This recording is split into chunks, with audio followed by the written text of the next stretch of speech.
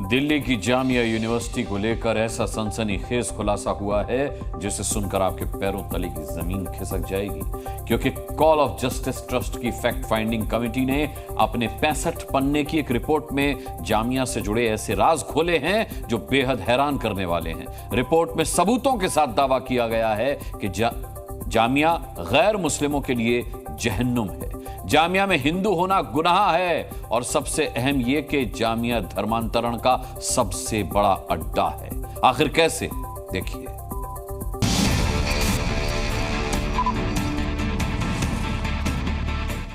क्या जामिया में हिंदू होना सबसे बड़ा गुनाह है? क्या जामिया गैर मुस्लिमों के लिए जहन्नुम है? क्या जामिया धर्मांतरण का खुफिया अड्डा है? राजधानी दिल्ली में मौजूद जामिया यूनिवर्सिटी, जिसे लेकर अब तक का सनसनीखेज खुलासा हुआ है। देश के बड़े संस्थानों में से एक जामिया यूनिवर्सिटी पर बेहद संगीन आरोप लगे हैं। दरअसल एक रिपोर्ट में दावा किया गया है कि जामिया मिलिया इस्लामिया यूनिवर्सिटी में गैर मुस्लिमों को टॉर्चर किया जाता था। हिंदू छात्र छात्राओं पर धर्मांतरण का दबाव बनाया जाता है। नॉन मुस्लिम छात्राओं के साथ छेड़छाड़ और बदसलूकी की जाती थी। छात्राओं के चेहरे पर तेजाब फेंकने की धमकी दी जाती थी। और सबसे अहम बात ये कि सिर्फ छात्र छात्राएं ही नहीं, बल्कि गैर मुस्लिम टीचिंग स्टाफ और नॉन टीचिंग स्टाफ के साथ इस तरह की घटनाएं होती थीं। उन्हें धमकियां दी जाती थी। बेहद शर्मनाक और बेहद अफसोसनाक ये बात है। ऐसा नहीं होना चाहिए। अगर ये बात आधी भी सच है तो ये बहुत ख़राब बात है और इसका विपरीत असर तो पड़ना ही है। देखिए, एकेडमिक इंस्टीट्यूशन जो होते हैं वो मुल्क की शान होते हैं और उनके अंदर पढ़ने वाला स्टूडेंट मुल्क के लिए, समाज के लिए एक एसेट्स के तौर पर काम करता है, या वहाँ का टीचर भी एक एसेट्स ही है देश के लिए। अगर उसको इस तरह की प्रताड़ना को सहना पड़ रहा है या इस तरह की मुश्किलात के अंदर उसे रहना पड़ रहा है, तो किस तरह से सर्वाइव कर पाएगा और समाज के ऊपर उसका क्या असर पड़ेगा? ये बिल्कुल, देखिए, ये तो अशोभनीय बात है। दरअसल कॉल फॉर जस्टिस ट्रस्ट की फैक्ट फाइंडिंग कमेटी ने जामिया यूनिवर्सिटी को लेकर 65 पन्नों की एक रिपोर्ट जारी की और इसी रिपोर्ट में जामिया मिलिया इस्लामिया पर गैर मुस्लिमों के साथ भेदभाव, धर्मांतरण, टॉर्चर और बदसलूकी जैसे संगीन आरोप लगाए गए। पिछले कुछ सालों में जामिया के साख पर बट्टा लगा है। दरअसल आरोप लगाया गया है कि यहाँ पर पढ़ने वाले गैर मुस्लिम छात्र छात्राएं, टीचिंग स्टाफ और नॉन टीचिंग स्टाफ के साथ भेदभाव किया जाता है, जिसके बाद एक फैक्ट फाइंडिंग कमेटी बनाई गई। इस कमेटी की रिपोर्ट चौंकाने वाले हैं, डराने वाले हैं। रिपोर्ट के मुताबिक यहाँ पर जो छात्राएं और छात्र पढ़ते हैं उनके साथ भेदभाव किया जाता है, उन पर बुर्का पहनने का दबाव डाला जाता है, यहाँ तक कि धर्म परिवर्तन करने का भी आरोप लगाया जाता है। अब सवाल यह है कि कॉल ऑफ जस्टिस ट्रस्ट की फैक्ट फाइंडिंग कमेटी ने जामिया में हो रहे इन कृत्यों की पड़ताल कैसे की? आखिर कैसे पता लगाया कि जामिया में गैर मुस्लिमों के साथ भेदभाव होता था, उन्हें प्रताड़ित किया जाता था? तो आपको बता दें कि कॉल फॉर जस्टिस ट्रस्ट की फैक्ट फाइंडिंग कमेटी में 6 मेंबर शामिल थे, जिन्होंने जामिया में गैर मुस्लिम छात्र और स्टाफ से बात की। करीब 27 गैर मुस्लिम छात्र और स्टाफ का बयान दर्ज किया। इन्हीं बयानों के आधार पर फैक्ट फाइंडिंग रिपोर्ट तैयार की।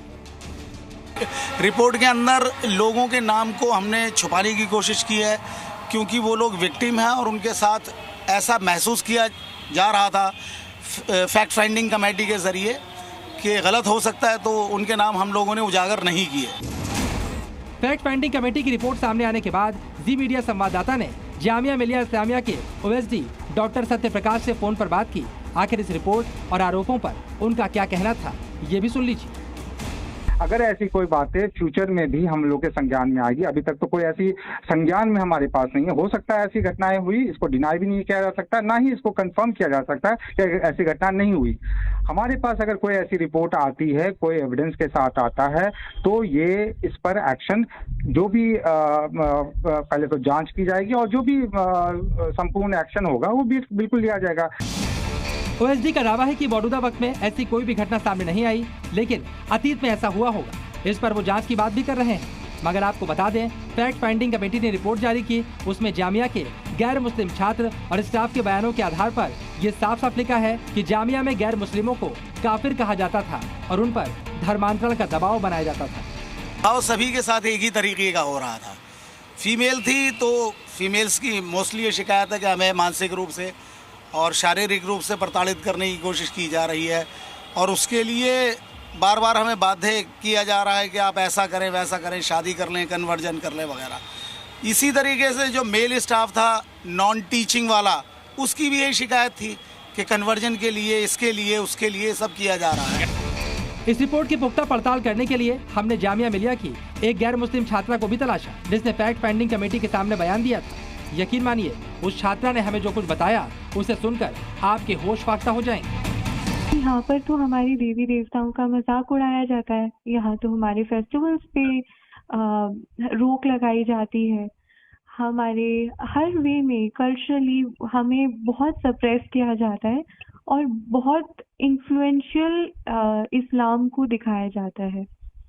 To be specific, I will say कि बहुत तरीके से, बहुत सॉफ्टली हमें कन्वर्जन की ओर लेकर जाया जा रहा है। हमारे यहाँ पर दीवारों पर लिखा हुआ है रिमेंबर बाबरी।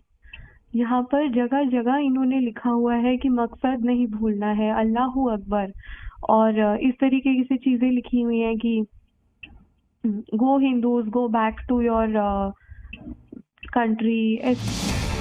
आरोप है कि जामिया यूनिवर्सिटी में बाहरी मुस्लिम संगठनों का भी हस्तक्षेप रहता था और बाहरी लोग धर्मांतरण का दबाव बनाते थे।